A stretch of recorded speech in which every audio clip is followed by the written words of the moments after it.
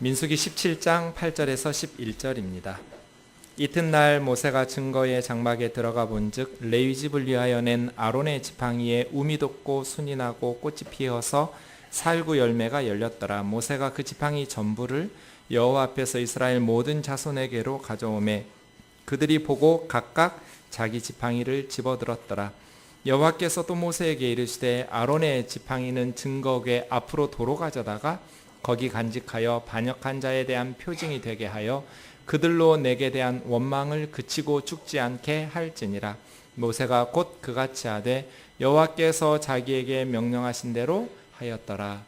아멘. 우리는 지난 3월부터 5주 동안 민수기 1장에서 15장까지 말씀을 묵상했었습니다. 이제 오늘부터 앞으로 8월 말까지 민수기 16장에서 36장까지 민수기 뒷부분을 묵상하도록 하겠습니다. 우리가 봄에 살펴본 것처럼 민수기라는 성경 이름 영어로 넘버스라고 하는데요. 두 번의 인구조사한 내용이 기록되어 있어서 민수기 이렇게 이름이 붙었습니다. 1장에서 4장까지는 애굽에서 나왔던 아버지 어머니들 세대, 9세대에 대한 인구조사 내용이고요. 26장에는 광야에서 태어났던 자녀들 세대, 신세대의 인구조사 내용이 기록되어 있습니다. 민수기라는 이름보다 원래 히브리어 성경의 이 성경 이름은 광야에서 베미드바르라는 성경입니다. 미드바르가 광야거든요. 민수기라는 이름보다는 광야에서라는 이름이 이 성경의 내용을 더 잘 설명해주는 좋은 이름인 것 같습니다. 민수기는 1장에서 25장까지는 애굽에서 나왔던 출애굽 1세대, 출애굽 9세대의 광야 이야기이고요. 26장에서 36장은 애굽에서 나온 출애굽 2세대, 광야에서 태어났던 신세대들의 광야에서의 생활을 기록한 그러한 내용이 민수기입니다. 이 민수기라는 성경이 우리 그리스도인들에게 굉장히 중요한 영적인 통찰력을 줍니다. 민수기 1장 1절 말씀을 보시면 이스라엘 자손이 애굽 땅에서 나온 후 이렇게 민수기가 시작되거든요. 광야에서 여호와의 말씀이 임하여 이렇게 민수기가 시작되는데 새로운 역사가 지금 출발하고 있잖아요. 애굽의 노예 생활을 청산하고 약속의 땅을 향해서 가는 새로운 역사가 출발하고 있음을 민수기가 우리에게 가르쳐주고 있거든요. 그런 의미에서 민수기는 마치 예수 그리스도의 은혜로 노예로 살고 있었던 죄와 사망의 그늘에서 살았던 우리들이 해방돼서 저 천국을 향해서 가고 있는 성도들의 삶과 비슷합니다. 그래서 사도행전 7장에 보면 스데반 집사님이 광야를 교회라고 부르거든요. 마치 교회에서 신앙생활하는 우리들이 모세의 광야 40년이 그와 같다는 것이죠. 원래 홍해바다를 건너서부터 가나안 땅까지 10하루길입니다. 넉넉 잡아야 2주 정도면 도달할 수 있는 길이었는데 40년으로 광야 생활이 늘어나 버렸습니다. 바란 광야 가데스 바네아라는 곳에서 12명의 정탐꾼을 가나안 땅에 보내서 40일간 정탐하고 돌아왔는데 의견이 둘로 나뉘었습니다. 10명의 정탐꾼은 우리가 가나안 땅에 들어갈 수 없다. 들어가면 그 강대한 성읍과 강력한 군사들 앞에서 우리는 처자식들 다 잃어버릴 것이고 죽임당할 거다. 2명의 여호수아와 갈렙 정탐꾼들만 아니라고 하나님이 우리와 함께 계시니 우리가 가나안 땅에 들어가야 된다고, 그곳을 능히 취할 수 있을 거라고. 그랬을 때 백성들이 10명의 정탐꾼의 소리를 듣고 밤새도록 통곡하면서 왜 모세와 아론을 원망하면서 네가 우리를 끌어내서 이 가나안 땅에서 죽게 만드냔 말이에요. 차라리 애굽으로 돌아가든지 광야에서 살다가 죽자. 그래서 하나님께서 40일 하루를 1년으로 계산해서 40년간 광야의 훈련이 시작되게 된 것입니다. 예수님을 믿은 우리들이 구원받은 후에 천국에 갈 때까지 마치 이것이 광야 생활 같아요. 왜요? 어떤 사람도 너는 우수하니까 미리 가나안 땅에 가서 기다리고 있어, 이런 사람이 없습니다. 애굽에서 나와서 홍해를 건넌 출애굽한 사람은 가나안 땅에 갈 때까지 반드시 광야를 거쳐야 돼요. 우리도 마찬가지예요. 왜요? 하나님의 백성이 하나님의 백성답게 되기 위해서 광야의 훈련이 필요한 거예요. 우리가 민수기를 시작하던 3월에 완수가 군대에 입대했어요. 큰아들이 군대에 입대하니까 엄마가 나도 이제 우리 아들이 지키는 나라에서 산다라고 글을 올려서 제가 댓글을 달았죠. 이제 군대 간 애가 무슨 나라를 지키냐고. 나라는 지금 우리 아들이 전방에서 지키고 있다고. 당신은 지금 우리 아들이 지키는 나라에서 살고 있다고. 얼마 전에 그 완수가 100일 휴가를 받아서 인사하러 교회에 왔는데 진짜 군인이 됐더라고요. 지난 100일 동안 무슨 일이 있었을까요? 죽을 고생하면서 훈련을 받은 거죠. 이제는 믿고 나라를 맡길 수 있는 군인이 된 거예요. 군인이 하늘에서 떨어지는 거 아니죠? 훈련을 통해서 만들어지는 거죠. 신앙생활도 마찬가지예요. 구원은 선물로 받아요. 공짜예요. 예수님이 십자가에서 이루신 것을 값없이 받아요. 하지만 단 한 사람도 예외 없이 영적인 성숙은 광야의 훈련을 통과해야 돼요. 구원은 공짜로 선물로 받지만 예수님의 제자다운 제자가 되기 위해서는 죽을 고생을 하면서 광야의 훈련을 견뎌내야 돼요. 그렇게 예수님의 제자다운 제자로 만들어지는 것이죠. 한국 교회가 너무 싸구려 복음을 전한다는 게 제 생각이에요. 그래서 교회가 비상식적이고 비민주적인 집단으로 세상 사람들에게 손가락질 받고 있잖아요. 예수님을 믿는다는 사람들이 안 믿는 세상 사람들보다 윤리의식이 약하고 더 이기적이고 더 한 번 원한을 품으면 용서할 줄을 모르고 교회에 모여서 남 험담하고 비난하면서 그렇게 교만하게 살아가는데 어떻게 교회가 세상을 변화시킬 수 있겠어요? 왜요? 너무 싸구려 복음을 가르쳐요. 기도만 하면 만사형통이 일어날 것처럼, 신앙생활만 열심히 하면 모든 삶의 문제가 해결될 것처럼. 아니에요. 기도만 하면 만사형통이 일어나는 게 아니에요. 구원 받을 때는 만사형통으로 시작하는 것 같지만 그 다음은 광야가 나타나요. 적과 꿀이 흐르는 약속의 땅이 나오지 않아요. 가도 가도 끝이 없는 모래 사막이 나와요. 죽을 것 같은 사막이 나와요. 거기서 우리는 성숙한 그리스도인으로 변화돼야 돼요. 그리스도의 군대로 훈련 받아야 돼요. 훈련받지 않는 군사가 어떻게 나라를 지켜요? 교회도 마찬가지, 그리스도인들도 마찬가지예요. 제가 한국교회개혁 운동을 하면서 뼈저리게 깨달은 게 있어요. 안 되는구나. 교회 개혁은 불가능해요. 아무리 호소를 하고 기도를 하고 아무리 언론을 동원해도 안 변해요. 타락한 목사들이 회개하는 거 보셨어요? 안 변해요. 부패한 교회들이 회개하는 거 보셨어요? 안 변해요. 안 되는구나. 그래서 제가 동료들에게 말했어요. 안 된다. 전략을 수정해야겠다. 아무리 타락한 교회 목사들에게, 타락한 교회 성도들에게 회개하라고 외쳐도 회개 안 하더라. 그만하자. 이제부터는 전략을 수정해서 우리가 좋은 교회를 만들자. 동네마다 건강하고 성경적인 교회를 만드는 게 한국교회 개혁이지, 부패한 사람들에게 아무리 손가락질해도 안 변하더라. 중요한 건 뭐예요? 세상이 악한 게 아니에요.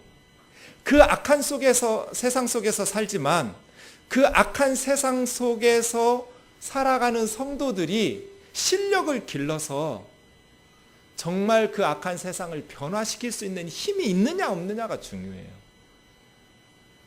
우리 교회가 성도들에게 희망이 될 수 있는, 백성들에게 희망이 될 수 있는 교회로 성숙해지는 것이 더 중요하다는 거예요.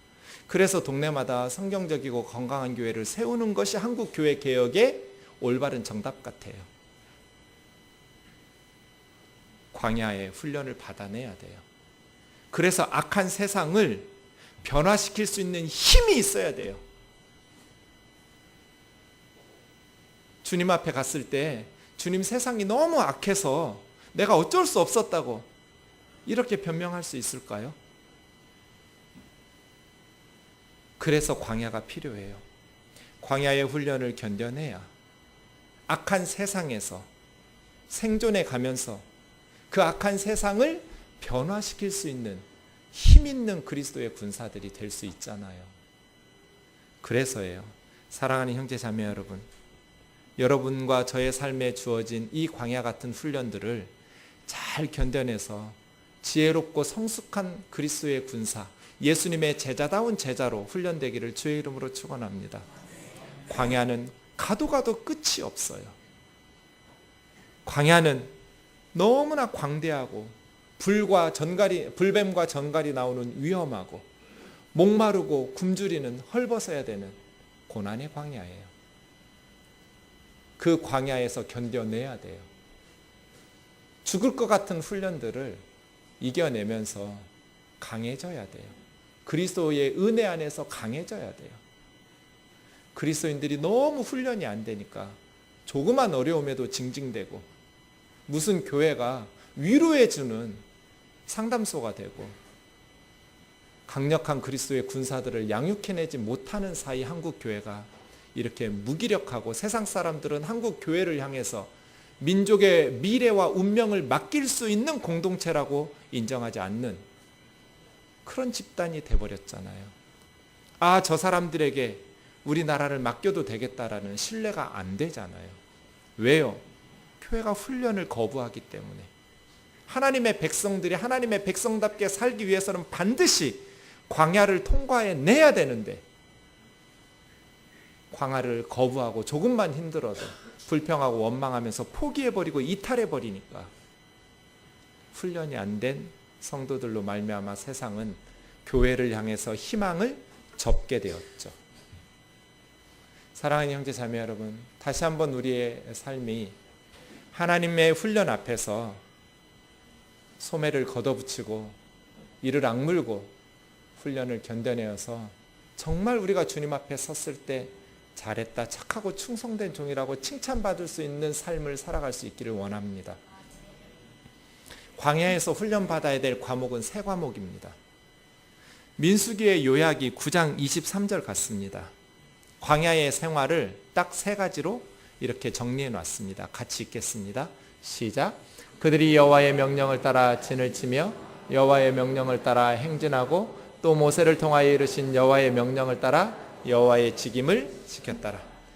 우리가 광야의 훈련을 통해서 어떤 훈련을 받아야 되냐면 하나님의 명령을 따라 멈추고 진을 쳤다는 건 스탑한 거잖아요. 그리고 하나님의 명령을 따라 나가고 행진하고 하나님의 명령을 따라 하나님께서 주신 직임을 지키는 것. 세 과목이에요. 하나님께서 멈추라고 하실 때는 멈춰야 돼요.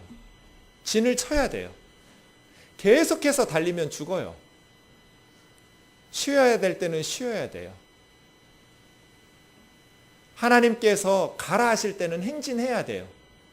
계속 노는 사람들이 있어요. 멈추기만 하는 사람들. 도무지 엉덩이를 떼어서 앞으로 나가지 않는 사람들. 하나님께서 말씀하실 때는 행진해야 돼요. 그리고 하나님께서 우리에게 주신 직임을 지켜야 돼요.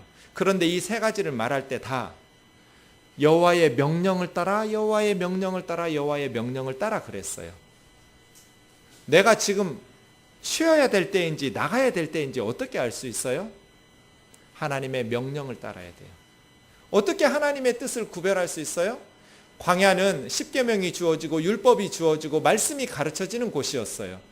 그래서요, 광야의 훈련을 그냥 시간만 버티면서 이를 악물고 버티는 게 아니에요. 광야는 하나님의 말씀을 들으면서 양육되는 곳이에요.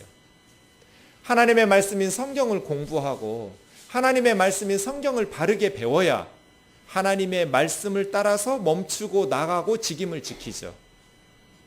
그래서예요. 사랑하는 형제 자매 여러분, 덥다고 게으름 피우지 마시고 열심히 하나님의 말씀을 묵상하고 큐티하고 말씀을 배우고 또 기도하면서 하나님의 말씀을 분별할 수 있는 영적인 은혜와 통찰력이 있기를 주의 이름으로 축원합니다. 하나님의 말씀을 따라서 멈추고 하나님의 말씀을 따라서 행진하고 하나님의 말씀을 따라서 하나님이 맡기신 직임을 지켜내는 것. 직임 지키는 게 어려워요. 아버지가 아버지의 직임을 지켜내야 돼요. 힘들다고 내팽개치면 안 돼요. 어머니는 어머니의 직임을 지켜야 돼요. 남편의 직임, 아내의 직임, 부모의 직임, 목사는 목사의 직임, 성도는 성도의 직임, 대통령이 대통령의 직임을 지켜야 돼요. 백성들은 백성들의 직임을 지켜야죠. 이게 광야예요. 하나님께서 맡기신 여호와의 직임을 지켜내는 것. 잘 감당할 수 있도록 훈련받아야겠어요. 이 세 가지 점에 있어서 문제가 발생했어요. 그것이 오늘 본문이에요. 민수기 17장의 아론의 쌍난 지팡이 스토리는 16장의 고라의 반역 스토리의 결론이에요. 그래서 17장은 16장 1절부터 봐야 돼요. 아마 이 사건이 금송아지를 만든 사건 이후에 가장 큰 반역 사건이었던 것 같아요. 그 파장이 엄청난 사건이었어요. 도대체 광야에서 무슨 일이 일어났던 것일까요? 16장 1절에서 3절까지 먼저 보겠습니다. 고라는 레위의 증손자였습니다. 레위 지파는 제사장 지파이지요. 그런데 레위 지파 중에도 제사장들이 있고 그냥 일반 성전에서 봉사하는 레위인들이 있었습니다. 고라는 그런 일반 성전에서 봉사하는 레위에 속한 사람이었습니다. 고핫의 손자 이스라엘 아들 고라와 그 다음 르우벤 지파는 이스라엘 12지파 중에 장남 지파입니다. 그런데 사실은 장자 지파로서의 주도권을 행사하지는 못하고 있었죠. 그 레위 지파의 고라와 르우벤 지파의 다단과 아비람이라는 두 형제, 그리고 온이라는 사람.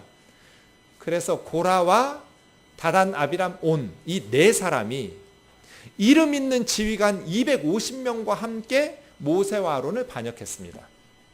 이게 작은 반역이 아니에요. 250명의 지휘관들이 함께 했어요. 고라의 반역에. 광야에 엄청나게 큰 대결이 시작된 것입니다. 고라와 다단과 아비람, 온 250명의 이름 있는 지휘관들은 도대체 무슨 이유 때문에 반역을 꾀했을까요? 3절에 그들의 말 속에서 이유를 알 수 있습니다. 같이요. 시작. 그들이 모여서 모세와 아론을 거슬러 그들에게 이르되 너희가 분수에 지나도다. 회중이 다 각각 거룩하고 여호와께서도 그들 중에 계시거늘 너희가 어찌하여 여호와의 총회를 위해 스스로 높이느냐. 모세와 아론에게 하는 말이 너희가 권력을 남용하고 있다. 분에 지나치는 리더십을 행사하고 있다는 거예요. 모든 백성들이 다 거룩하고 하나님이 백성들 중에 함께 계시는데 왜 너희 두 사람이 스스로를 높여서 왕노릇하려고 하느냐는 거예요. 이 사람들이 정말 모세와 아론이 과하다고 권력 남용 때문에 이렇게 말하는 것인지 아니면 개인적인 사사로운 욕심이 있었는지 이 말로는 구별할 수 없습니다. 겉으로 굉장히 포장한 것이 모든 백성이 거룩하고 또 하나님께서 모든 백성과 함께 계시는데 왜 너희가 스스로 높이느냐는 거예요. 이것이 문제제기였습니다.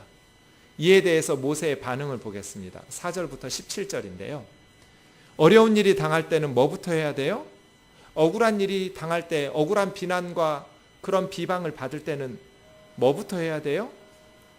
마음이 상한다고 같이 멱살 잡고 싸우면 안 돼요. 모세가 뭐부터 해요? 기도부터 해요. 하나님 앞에 엎드리는 것부터. 여러분 억울할 때 어떤 비방과 비난을 받으실 때 먼저 하나님 앞에 엎드릴 수 있는 은혜가 있기를 원합니다. 성도들이 먼저 엎드려야죠. 그래야 하나님의 뜻을 분별할 수 있잖아요. 흥분해서 일을 그르치지 말고 같이 맞서서 싸우지 말고 엎드려서 하나님이 주시는 지혜를 구하시기를 바랍니다. 모세가 엎드립니다. 그래서 말합니다. 여호와께서 자기에게 속한 자가 누구인지 하나님께서 드러내시도록 하자.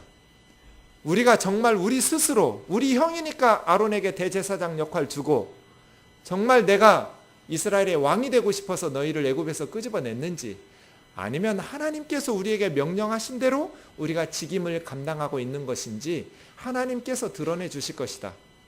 다 각각 향로를 가지고 거기에 불을 담아서 하나님 앞에 분향하자. 이때 다단과 아비람이나 고라는 어떻게 말해야 돼요? 아니라고. 향로를 가지고 분향하는 것은 제사장의 역할인데 우리는 제사장이 아니고, 더더군다나 250명의 지휘관들은 제사장도 아니고 거기에는 레위지파에 소속되지 않은 사람들도 있는데, 우리가 제사장 되고 싶어서 이러는 게 아니라고. 당신들이 너무나 권력을 남용하고 있기 때문에 문제 제기하는 거라고. 이렇게 말했다면 문제가 없어요. 그런데 모세는 그들의 심중의 의도를 정확히 간파했어요. 왜 너희들도 거룩하고 하나님께서 너희들 중에도 계시는데 우리만 제사장 하느냐는 거지, 우리가 제사장직을 감당하는 것이 정말 하나님으로부터 왔는지, 우리 스스로 우리를 높이는 것인지 한번 하나님께 물어보자. 자, 250명 너희들도 다 같이 향로를 들고 제사장들만 할 수 있는 분향을 하러 하나님 앞에 나가자. 아론도 그렇게 향로를 들고 분향하러 하나님 앞에 나가고, 그러면 우리 모두가 제사장 될 수 있으면 하나님께서 아무 일 없이 인정하실 것이고, 하나님께서 우리에게 명하신 것을 우리가 제대로 듣고 시행했다면 너희들이 분향을 하면서 제사장이 되려고 나가는 것에 하나님께서 심판하실 거다. 그래서 250명이 다 같이 향로를 들고 하나님 앞에 나갑니다. 오히려 레위지파 고라 자손에게 모세가 너희가 분수에 지나치다고 책망하면서, 백성들을 대신해서 성전에서 하나님을 봉사하며 섬기도록 하신 일이 작은 일이 아닐진데 왜 제사장이 되지 못해서 교만한 마음을 품고 시기와 질투를 가지고 백성들을 선동해서, 모든 백성들이 다 거룩하고 하나님이 백성들 중에도 있는데 모세와 아론만 저렇게 왕노릇한다고 비난하게 만드냔 말이에요. 그래서예요. 그 다음 구절 보세요. 너희가 오히려 제사장의 직분을 구하느냐? 너와 너의 무리가 다 모여서 하나님을 거스르고 있다. 아니야, 우리가 제사장 되려는 거 아니야. 고란 이렇게 말하지 않았습니다. 우리 분향하려고 한 거 아니야. 너희가 너무 과해서 그래. 이러지 않았어요. 고라와 다단과 아비람은, 그리고 오는, 겉으로는 모든 백성이 거룩하다고 말했지만 사실은 개인적인 탐욕 속에 자신들도 분향하고 싶은 거예요. 자신들도 제사장 되고 싶은 거예요. 왜 레위지파만 분향해? 왜 레위지파만 제사장해? 모든 백성들, 그래서 250명을 선동한 거예요.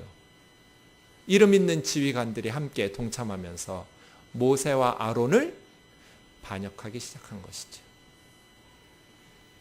이게 고라에게 11절까지 하신 말씀이고요. 12절부터 17절은 이제 르우벤 지파 다단과 아비람에게 말합니다. 다단과 아비람을 불렀더니, 모세가 불렀는데 사람들이 모세에게 올라오지 않으면서 모세를 이렇게 비방합니다. 이 13절부터의 내용이 왜 르우벤 지파 사람들이 모세와 아론을 배반했는지를 알 수 있는 내용이에요.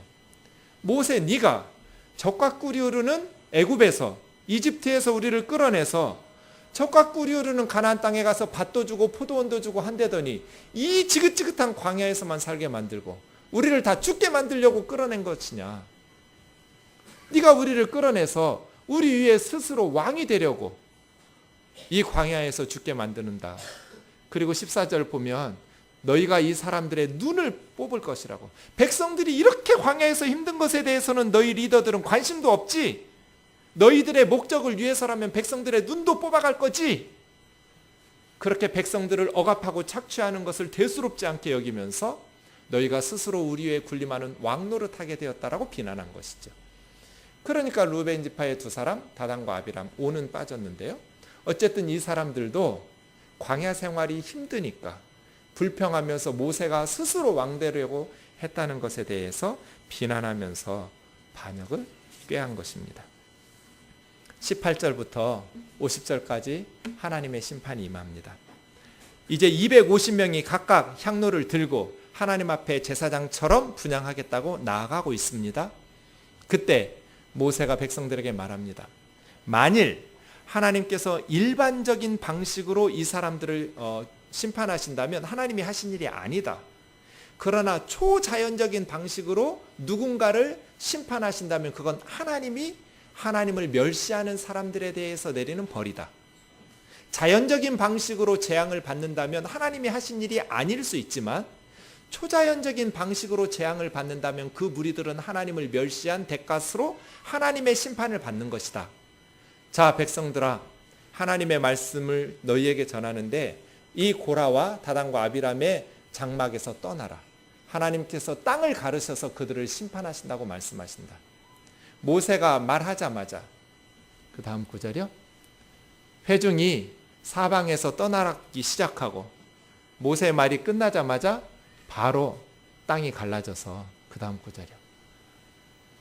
그 사람들이 다 땅이 갈라진 바닥으로 속으로 들어가서 죽게 됐습니다. 이래서 고라의 반역이 끝났는데 250명의 향로를 든 이름 있는 지휘관들은 하나님의 불이 나와서 그들을 심판하게 되었습니다. 사랑하는 형제 자매 여러분, 이런 비극이 없어요. 250명의 리더가 죽었어요. 땅이 갈라져서 하나님께서 말씀하시는 거죠. 너희는 더 이상 땅에 존재할 가치가 없어. 너희 같은 사람들을 지지해 줄 터전은 없어. 땅을 갈라놓고 고라와 다단과 아비람 그에 속한 무리들을 땅속에 파묻어 버렸어요. 그리고 함께했던 250명의 향로를 들었던 지휘관들이 마치 아론의 장남과 차남 다른 불을 들이다가 죽었던 나단과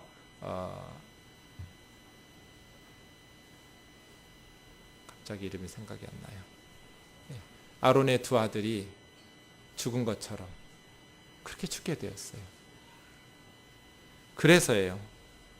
엄청난 광야의 사건이 종결되는 것 같았는데 그 다음 41절 보시면 이튿날 이스라엘 백성들이 모세와 아론에게 니들이 여호와의 백성을 죽였다라고 또 반역을 시작하는 거예요.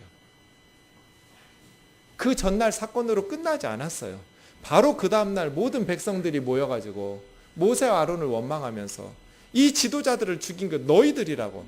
왜 모세와 아론이 죽였어요? 하나님께서 하신 거잖아요. 모세와 아론이 무슨 자연적인 방법을 통해서 죽인 것이 아니라 총은 없었죠. 칼을 들어서 죽인 게 아니고 하나님께서 땅이 갈라져서 죽이신 거잖아요. 그런데 백성들은 모세 아론을 또 원망하는 거예요. 그러자 하나님의 재앙과 심판이 다시 일어나기 시작했어요. 모세와 아론이 엎드려졌다가 모세가 얼른 자기 형 아론에게 얼른 향로에다가 여호와의 불을 담아서 백성들에게 달려가라고. 지금 하나님의 전염병 심판이 시작되었다고. 아론이 향로에 불을 담아서 백성들의 죄를 속죄하려고, 자신들을 원망하는 백성들이 죽지 않도록 하려고 죽은 자와 산 자 사이에 향로를 들고 서서 죄지은 백성들을 위해서 속죄하고 하나님 앞에 몸부림치면서 속죄할 때 전염병이 멈추었어요. 그 전염병으로 죽은 사람이 14,700명이었어요. 고라의 반역이 얼마나 큰 사건이었는지 알 수 있어요. 이름 있는 지휘관 250명이 죽었고 그 다음 날은 모세 아론을 원망했던 사람들이 전염병으로 14,700명이 죽는 엄청난 사건이 고라의 반역으로부터 일어났어요.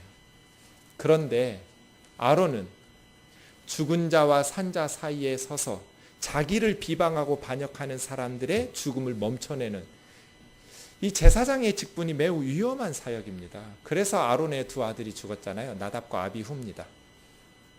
장남과 차남이 다른 불을 들이다가 성전에서 죽었어요. 아버지 아론은 평생 죽은 두 아들을 가슴에 품고 거룩하신 하나님과 죄인인 백성들 사이에서, 산자와 죽은 자 사이에 서서 하나님의 거룩하신 진노가 백성들에게 임하지 않도록 성전에서 제사장의 직분을 감당한 것이지요. 죽는 날까지 이 아버지가 먼저 간 두 아들을 가슴에 묻고 이 위험한 사역을 감당해낸 것을 생각하면 가슴이 먹먹해집니다. 그래서 모세는 백성들에게 아론이 어떤 사람이기에 너희가 그를 원망하느냐고 책망하고 있습니다. 아론이 어떤 사람인데 너희가 그를 비방하느냐. 그 다음 사건이 오늘 본문 17장의 아론의 쌍난 지팡이입니다. 17장 5절을 보시면 이 아론의 쌍난 지팡이 사건을 일으키신 이유가 너희에게 대하여 원망하는 말을 영원히 그치게 하려고, 하나님께서 아론과 모세에 대해서 원망하는, 제사장들을 향해서 원망하는 백성들의 원망을 그치게 하려고 이런 일들을 일으키셨는데 12지파가 지팡이 하나씩 가지고 하나님의 언약궤 앞에 놓았습니다. 각각의 이름을 썼는데 레위지파는 아론의 이름을 썼습니다. 그리고 그 다음날 가봤더니 8절이요. 이튿날 모세가 증거 장막에 들어가 보니 레위집을 위하여 낸 아론의 지팡이에는 우미 돋고 순이 나고 꽃이 피어 살구 열매가 맺힌 거예요. 지팡이에서 꽃이 피고 열매가 맺혔어요. 그래서 아론의 쌍난 지팡이에요. 나머지 11지파의 지팡이는 그대로 있는데 아론의 지팡이에만 우미 돋고 순이 나고 싹이 나더니 꽃이 피고 열매가 맺었어요. 백성들 앞에 보였더니 하나님께서 선택하신 것이구나. 모세가 자기 형이라고 대제사장으로 임명하신 것이 아니구나. 이러면서 백성들 앞에 원망하지 못하도록 하나님의 정하심을 말씀하시고 이제 언약궤 안에 3가지 물건을 두는데 그 중에 하나가 아론의 쌍난 지팡이입니다. 언약궤 안에 들어간 게 뭐예요? 10계명을 기록한 2돌판, 아론의 쌍난 지팡이, 나머지 하나는요? 만나를 담은 금 항아리, 3가지를 놓고 영원히 기억하게 합니다. 아마 주전 586년 바벨론에 의해서 솔로몬 성전이 무너질 때까지 이 언약궤가 성전에 있었거든요. 그 후로는 언약궤가 사라져서 지금은 소실됐는데요. 이스라엘 백성들이 수백 년 동안 아론의 쌍난 지팡이를 기억하면서 하나님께서 임하시고 임명하신 것을 깨우치시고 알게 하셨던 것을 가르치셨습니다. 사랑하는 자매 형제 여러분, 이 말씀을 신약 시대를 살아가는 우리들은 어떻게 적용하면서 순종해야 될까요? 이 말씀이 혹시라도 하나님께서 세우신 모세와 아론을 비방하다가 땅이 갈라지고 불이 내려서 죽었던 고라의 반역자들처럼 목사의 권위에 도전하면 성도들 땅 밟을 때 조심하라고. 어디 감히 하나님의 종을 비방할 수 있느냐고. 하나님의 종은 하나님만 책망할 수 있지 성도들이 비난하면 안 된다. 이런 식으로 오해하는 것이 옳은가? 그런 가르침이 바른 해석인가? 그렇지 않습니다. 목사는 제사장이 아니에요. 이제는 성소 휘장이 찢어졌어요. 예수님이 십자가에서 돌아가시자마자 성소 휘장이 찢어졌다는 건 뭐예요? 하나님 앞에 나아갈 길이 열린 거예요. 성소 휘장이 찢어지기 전까지는 대제사장만 1년에 한 차례 하나님의 임재의 상징인 지성소에 들어갈 수 있었어요. 그러나 이제 예수 그리스도 안에서는 모든 성도들이 다 왕같은 제사장이에요. 이게 500년 전에 종교개혁의 모토잖아요. 모든 성도가 다 왕같은 제사장이다. 만인 제사장설. 예수 그리스도가 우리를 하나님 앞으로 인도하는 유일한 중보자이시고 예수 그리스도 안에서는 모든 구원받은 성도들이 왕같은 제사장이에요. 성소 휘장이 찢어졌어요. 그래서 누구나 하나님 앞에 나아갈 수 있게 되었어요. 그래서요. 목사에게 순종하지 않고 목사의 뜻에 거역하면 땅 밟을 때 조심하라고 이런 식으로 겁박하는 것은 성경 말씀을 가지고 성도들을 거짓으로 협박하는 거예요. 왜냐하면 하나님의 말씀인 성경은 예수 그리스도 때까지 점진적 발전해 나가는 계시예요. 구약의 이런 구절들을 읽고 그냥 문자적으로 지금 신약시대 성도들에게 바로 적용하면 안 돼요. 신약 성경과 예수 그리스도의 복음 안에서 해석해서 적용해야 돼요. 왜냐하면 구약의 계시는 예수님의 복음 때까지 점진적으로 발전해서 예수님에게서 완성되거든요. 그러니 예수님의 말씀의 교훈 아래서 하나님의 말씀들을 해석해야 바르게 순종하고 바르게 따를 수 있는 것이죠. 구약에 하라고 했다고 해서 지금 신약시대 성도들이 짐승제사 드리지 않잖아요. 십자가에서 그 속죄제사가 완성됐기 때문이잖아요. 마찬가지예요. 구약의 제사장제도나 이러한 말씀들도 예수 그리스도의 복음의 진리의 빛 아래서 보아야 돼요. 그렇다면 모든 성도가 다 왕같은 제사장이에요. 이제 우리는 모두 다 향로를 들고 하나님 앞에 나아갈 수 있어요. 카톨릭에서는 사제가 있어요. 사제들을 통해서 하나님 앞에 나아가요. 그러나 개신교에는 사제가 없어요.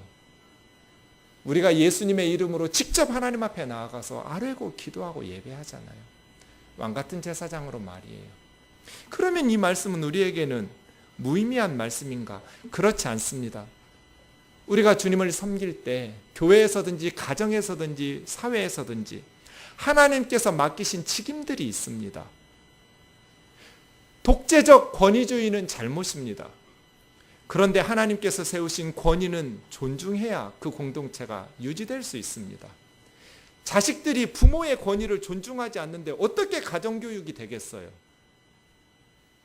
부모가 독재자가 돼서 자애로움이 없이 그렇게 폭군으로 행사하면 안 되겠지만, 그건 잘못된 권위주의지만, 부모의 권위를 자녀들이 부모님의 권위를 인정해야 교육이 되죠. 교실에서 학생들이 선생님의 권위를 존중해야 교육이 되죠. 선생님 알기를 우습게 여기는데 무슨 교육이 되겠어요?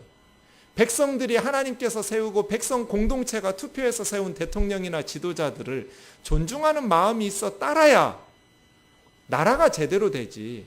잘못된 독재적 리더십과 권위주의는 문제지만 하나님께서 세우신 여호와의 직임과 권위는 존중해야 하잖아요.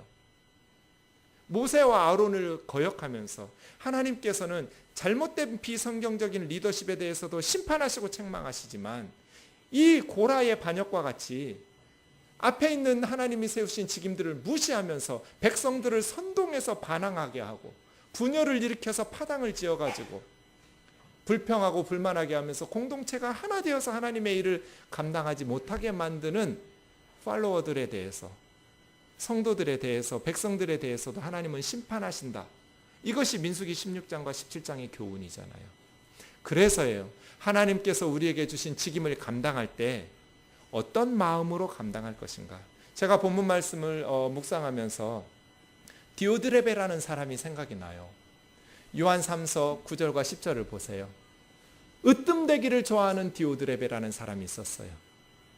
교회 내에서 자기가 우두머리가 돼야 되는, 으뜸되기를 좋아하는 디오드레베. 우리를 맞아들이지 아니하고 다른 사도들과 선생들을 허용을 안 해요. 그래서 악한 말로 사도들을 비방하고, 그것도 부족해서 사도들이 보낸 형제들을 맞이하지 않고 그 교회에서 사도들, 그 손님들을 맞이하려는 성도들을 교회에서 미워해서 쫓아내는, 자기만 왕이 되려고 하는, 그 교회에 자기만 으뜸이 되려고 하는, 으뜸되기를 좋아하는 디오드레베. 이런 성도들이 없는 교회가 없어요. 교회들마다 으뜸되기를 좋아하는 디오드레베들이 있어요. 선교회에서도 자기 뜻대로만 해야 되고 자기가 왕이에요. 으뜸되기를 좋아하는 디오드레베의 마음 품지 않기를 주의 이름으로 축원합니다. 어디서든지 자기가 주인공 돼야 되고 모든 성도들이 자기를 인정해줘야 되고 자기가 왕노릇해야 되고 자기 뜻대로 주관해야 되고 자기만 사람들이 칭찬하고 바라봐야 되고 어디 가든지 자기만 주인공 하려고 하는, 예식장 가면 신부 되고 싶고 장례식장 가면 시체 되고 싶은 사람들 다 나를 쳐다봐야 돼. 으뜸되기를 좋아하는 디오드레베 너무 많아요. 사랑하는 형제 자매 여러분, 하나님이 맡기신 직임은 다 거룩하고 소중해요. 모세와 아론의 직분만 소중한 것이 아니라 성전 청소하고 문지기하고 성전에서 찬양하고 노래하고 다 귀중하고 소중해요. 레위지파만 소중하고 거룩한 것이 아니라 고라가 말한 것처럼 모든 백성들이 다 거룩하고 하나님이 그 백성들 중에 거하시잖아요. 우리에게 주신 모든 직임이 다 소중하며 그 직임을 잘 감당할 수 있기를 주의 이름으로 축원합니다. 어디서든지 으뜸되기를 좋아하는 디오드레베와 같은 마음 품지 않기를, 겸손하게 섬기기를. 우리가 품어야 될 마음은 어떤 마음이에요? 디오드레베의 마음이 아니라 빌립보서 2장 5절에서 11절 그리스도 예수의 마음이죠. 같이 읽겠습니다. 시작. 너희 안에 이 마음을 품으라. 곧 그리스도 예수의 마음이니 그는 근본 하나님의 본체시나 하나님과 동등됨을 취할 것으로 여기지 아니하시고 오히려 자기를 비워 종의 형체를 가지사 사람들과 같이 되셨고 사람의 모양으로 나타나사 자기를 낮추시고 죽기까지 복종하셨으니 곧 십자가에 죽으심이라. 이러므로 하나님이 그를 지극히 높여 모든 이름 위에 뛰어난 이름을 주사 하늘에 있는 자들과 땅에 있는 자들과 땅 아래에 있는 자들로 모든 무릎을 예수의 이름에 꿇게 하시고 모든 입으로 예수 그리스도를 줄 아시나의 하나님 아버지께 영광을 돌리게 하셨느니라. 5절 보세요. 너희 안에 이 마음을 품으라. 곧 그리스도 예수의 마음이니. 으뜸되기를 좋아하는 디오드레베의 마음이 아니고 그리스도 예수의 마음을 품어야 하잖아요. 그리스도 예수의 마음의 핵심이 뭐예요? 그리스도 예수의 마음의 핵심은 저 7절에 있는 비워라는 케노시스라는 단어에 있어요. 예수님께서 세상에 오실 때 자기를 비워내고 오셨어요. 예수님은 근본 하나님의 본체시죠. 하나님이에요. 그런데 육신을 입고 세상에 오실 때 사람들에게 하나님처럼 존경받으려고 오지 않았어요. 그 마음을 비웠다는 뜻이에요. 하나님으로서 존경받으려는 마음을 비우고 종의 모습으로 섬기려고 작정하고 세상에 오신 거예요. 여러분 사복음서 읽어보세요. 예수님께서 세상에서 사역하시면서 짜증내고 원망하고 불평하시는 모습이에요? 아주 행복하게 목회하고 사역하고 계셔요.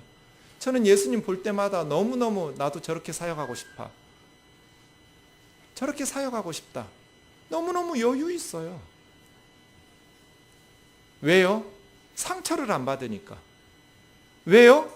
자기 마음을 다 비워내고 오셨으니까. 세상에 오실 때 예수님은 하나님과 동등될 것으로 사람들이 인정해 주리라고 상상 안 했어요. 그래서 예수님은 그렇게 무시하고 험담하고 헐뜯는데도 예수님이 짜증 부리지를 않아요. 그냥 묵묵히 주신 사명 잘 감당해요. 상처를 안 받아요. 사랑하는 형제 자매 여러분, 우리도 그렇게 마음을 비우고 주님 섬기며 살아가는 성도들 되기를 주의 이름으로 축원합니다. 고라가 이게 안 된 거잖아요. 왜 나는 향로를 들고 제사장의 일을 못해? 왜 나는 지성소에 못 들어가? 왜 나는 제사를 집내 못해? 마음을 비우지 못한 거잖아요. 나는 왜 이 빗자루만 들고 있어야 돼?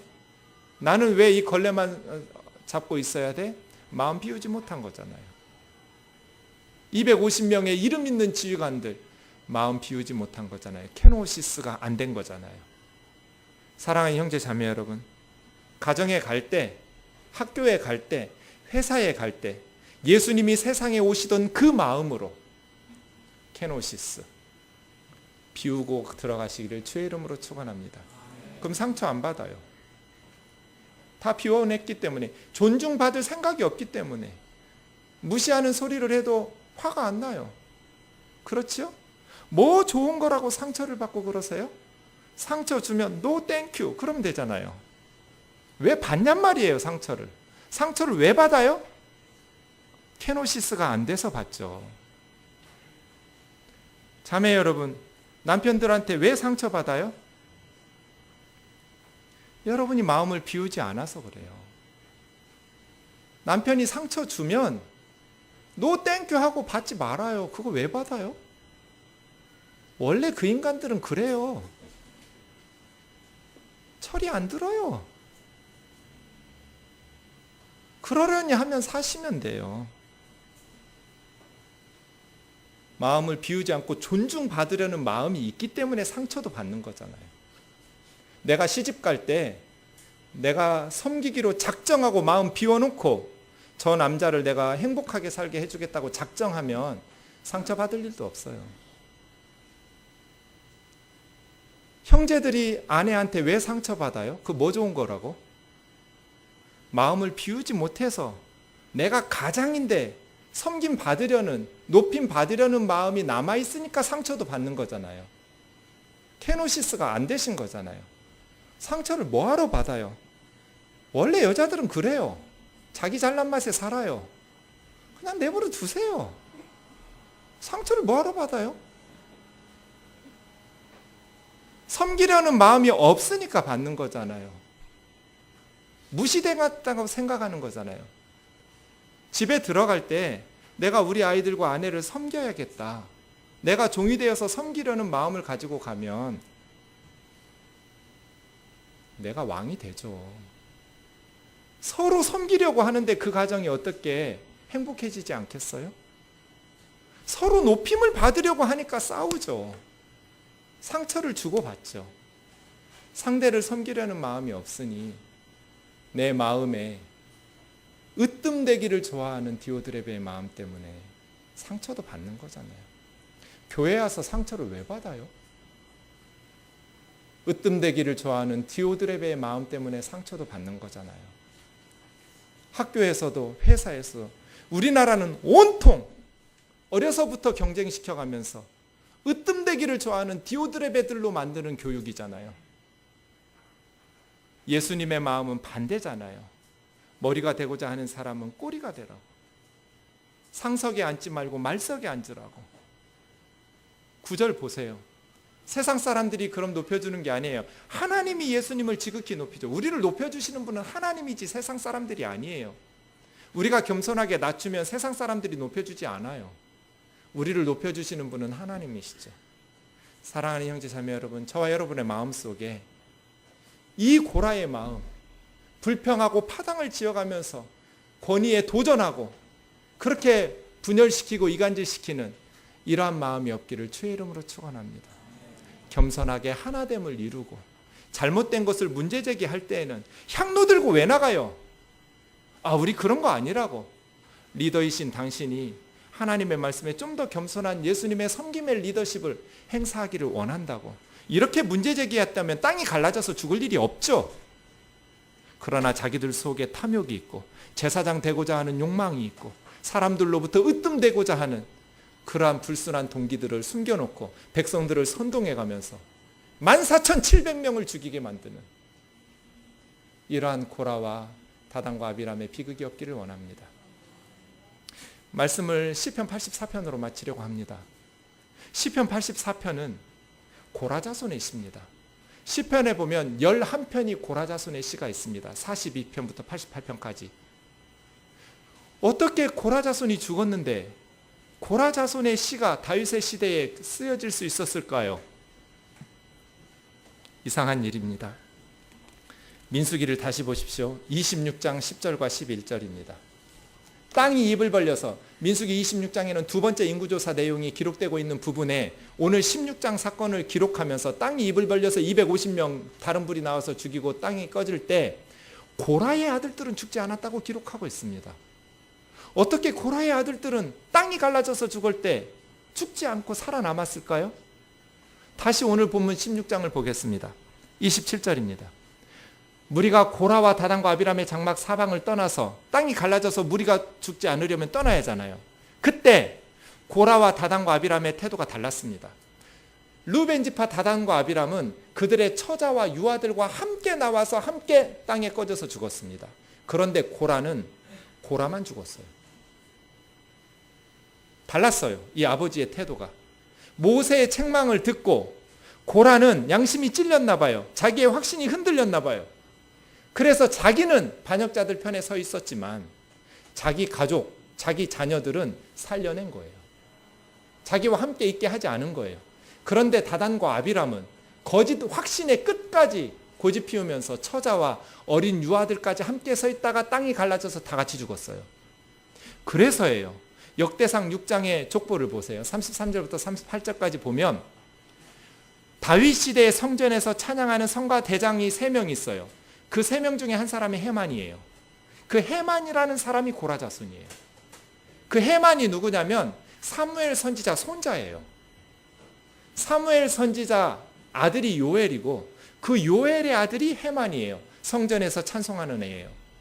그런데 사무엘 선지자 뒤로 넘어가서 아버지 엘가나의 아버지 여로함, 그 여로함에서부터 13명이 지나가면 에비아삽이 있고 에비아삽이 고라의 아들이에요. 그리고 그 고라는 이스라엘의 아들이고 이스라엘은 고핫의 아들이고 고핫은 레위의 아들이고 레위의 아버지는 야곱, 이스라엘이죠. 그러니 고라가 다단과 아비라처럼 처자와 유아들까지 함께 서서 땅속으로 들어갔다면 사무엘 선지자는 태어나지 못하는 거예요. 헤만도 태어나지 못했겠죠. 이렇게 두 아버지의 선택이 달랐어요. 마지막 순간에. 고라는 자식들을 살려냈고 다단과 아비람은 끝까지 고집 피우면서 자식들과 함께 망해서 땅속으로 들어갔어요. 그 고라의 후손 중에 사무엘 선지자가 있고 그 사무엘의 손자가 헤만이에요. 이게 고라 자손들이에요. 노래하는 자들이에요. 성전에 노래하는 지휘자들. 그 고라 자손이 쓴 시편이 11개가 있어요. 그 중에 84편, 오늘 예배를 시작하면서 제가 묵상했던 46편도 고라 자손의 시였어요. 시편 84편을 보지요. 만군의 여호와여, 주의 장막이 어찌 그리 사랑스러운지요. 내 영혼이 여호와의 궁정을 사모하여 쇠약하며 내 마음과 육체가 살아계시는 하나님께 부르짖나이다. 이 고라 자손은 성전을 너무 사모하는 거예요. 성전을 너무 사모한 나머지 쇠약해져, 병들 것 같아요. 아프는 것 같아요. 아, 왜 이렇게 주일이 안 와? 빨리 가서 예배드리고 싶은데 아직도 화요일이야. 왜 이렇게 시간이 안 가지? 빨리 교회 가서 예배드리고 싶은데, 같이 찬양하고 예배하고 싶은데, 아, 우리 목사님 설교 듣고 하나님 찬양하면서 예배하고 싶은데 왜 이렇게 주일이 안 와? 왜 이렇게 주일이 안 와? 하면서 쇠약해지는 거예요. 지금 여러분하고 너무 다르죠. 내 마음과 육체가 살아계신 하나님께 부르짖나이다. 마음과 육체 전부죠. 뭐 마음도 있고 육체도 있으니까 내 모든 것이 살아계신 하나님 앞에 부르짖는다는 건 괴로워서 비명 지르는 게 아니에요. 라난이라는 이 말은 기뻐서 부르짖는 거예요. 하나님만 하면 너무 기뻐서 할렐루야 하고 다니는 거예요. 그냥 조용히 말할 수가 없어요. 하나님이 너무 좋으니까. 이 사람이 하나님의 집과 예배를 사모하는 것은 하나님이 너무 좋아서예요. 하나님이 너무 좋은 거예요. 그러다가 이제 참새와 제비를 부러워해요. 3절에 보면. 왜냐하면 성전에다가 집 짓고 사는 애들이니까. 니들 참 부럽다. 참새와 제비가 그의 보금자리를 성전에서 새끼들과 함께 사는 저 제비들은 얼마나 행복할까. 날마다 성전에서 하나님을 찬송하기 때문에. 84편에는 복 있다고 말하는 사람이 세 부류인데 첫 번째는 주의 집에 사는 자들이 복이 있다예요. 5절이요. 두 번째 복이 나오는데 그 마음에 시온의 대로가 있는 자들이 복이 있다. 주께 힘을 얻고 세상 살아갈 힘을 주님으로부터 얻지요. 아멘이죠. 이 험한 세상 살아갈 힘을 주님으로부터 얻어요. 주께 힘을 얻고 그 마음에 시온의 대로가 있다는 건 뭐예요? 예루살렘 성전을 사모하면서 늘 마음속에 성전 가고 싶어하는 마음을 가진 사람이 복이 있어요. 마음속에 시온의 대로. 그런데 시온의 대로로 갈 때는 항상 뭐 지금처럼 뚫린 고속도로로 차 타고 가는 것도 아니고 비행기 타고 가는 것도 아니죠. 그러니 눈물 골짜기도 나와요. 사실 원문에 보면 마른 골짜기예요. 그래서 물이 없는 산 넘고 물 건너 가야 하잖아요.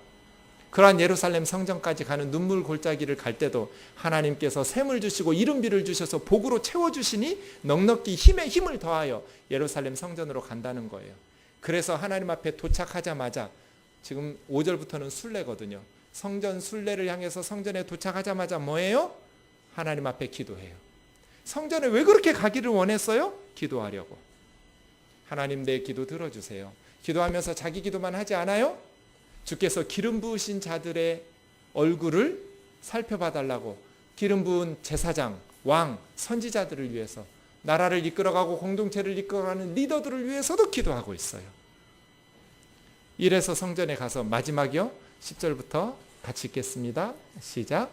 주의 궁정에서의 한 날이 다른 곳에서의 첫날보다 나은즉 악인의 장막에 사는 것보다 내 하나님의 성전 문지기로 있는 것이 좋사오니 여호와 하나님은 해요 방패이시라. 여호와께서 은혜와 영화를 주시며 정직하게 행하는 자에게 좋은 것을 아끼지 아니하실 것임이니라.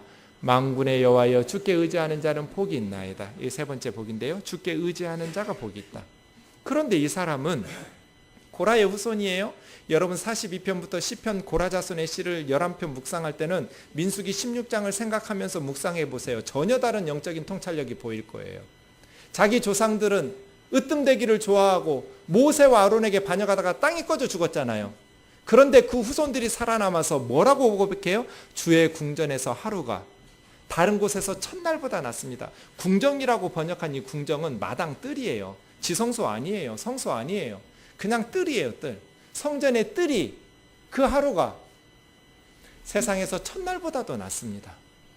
악인의 장막 왕궁, 악인의 왕국에는 온갖 좋은 것들이 가득 있지만 거기서 사는 것보다 하나님의 성전의 문지기로 있는 것이 좋습니다.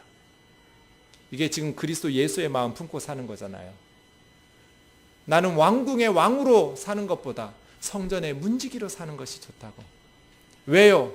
하나님이 태양이시고 방패로 보호해 주시고 하나님께서 은혜와 영광을 주시고 정직하게 행하는 사람에게 좋은 것을 아끼지 않는 하나님이시니까.